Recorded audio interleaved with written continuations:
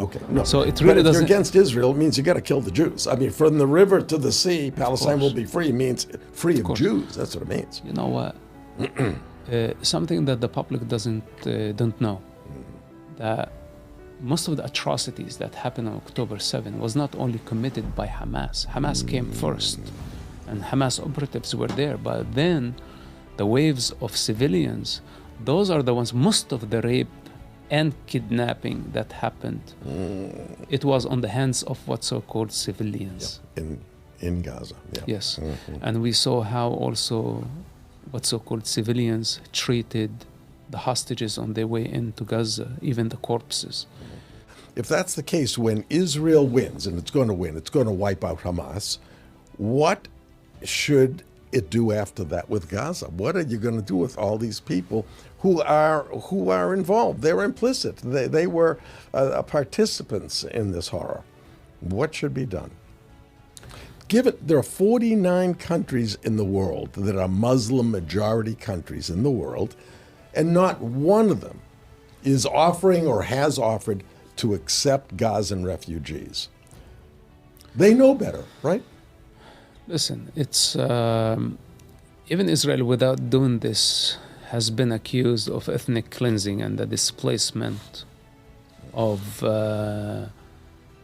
Palestinians, which there is no such thing as Palestinian. There are Arabs and other actually groups.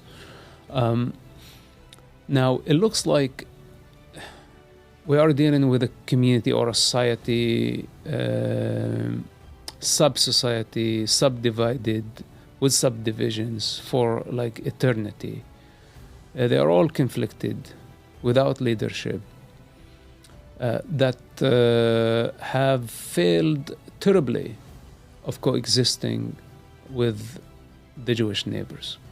Even though Israel has no problem coexisting with the Arabs. Israel has 2 million Arabs as citizens with equal rights. Those who shall say no equals no, they have equal rights. But not every citizen is showing equal responsibility. This is why they get in trouble. But what to do with people who cannot coexist? We have like now reached a point where I'm afraid that separation is a necessity. Call it apartheid, call it whatever you want to call it. I think it's just torture to have two cultures that they cannot coexist with each other, especially when one of them is insisting on violence. And insisting on the death of the other, right? There's no middle ground. If somebody wants to kill you and you want to live, there's no middle ground.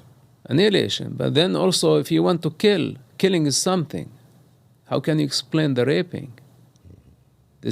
Killing is a capital crime, but raping is beyond. So when we are dealing with a rape culture, a death cult, and yes, I am generalizing because this is the general vibe of that society. That's correct. So what to do? Has to be destroyed, in my view. People, and now people who don't understand that culture come from the outside and say, we're all the same. You just need a good job and good education. The two-state solution with the economy, etc. This is going to lead to prosperity and there is going to be peace. Nobody can guarantee that. We're talking about two different people, the opposite. And one of them is depending on the destruction of the other. So, my personal opinion, the confederation between Egypt and Gaza, between parts of the West Bank, what's so-called the West Bank, Judea and Samaria, that's like the most populated areas, and Jordan. Not fully Jordan. So I would give the authority to the tribes, to the major tribes. Mm-hmm. I would have them under the authority of the Jordanian intelligence that manage them, but from outside, not from inside. And I would have a police keeping force dressed in white, okay, without big guns, if necessary, just sticks to keep the order inside those communities. But the superior hand is to the Israeli security that is monitoring everything. The ones with serious security violation must be deported to the Jordanian desert in a high security prison. And they would be locked up until they realize that they are going nowhere. Otherwise, the cycle of violence will continue for eternity. If you ask me, some of the people of the West Bank or Gaza also to have the option of compensation and relocation. So it's their own will. Here is a package, and here is the country, 2, 3, 20 countries as an option. You have the freedom to move out if you don't like this arrangement. We don't need another state. That's right. We don't need another state, especially we don't know who's going to rule it. Right. Is it going to be the jihadist, the Islamist, the communist, the devil?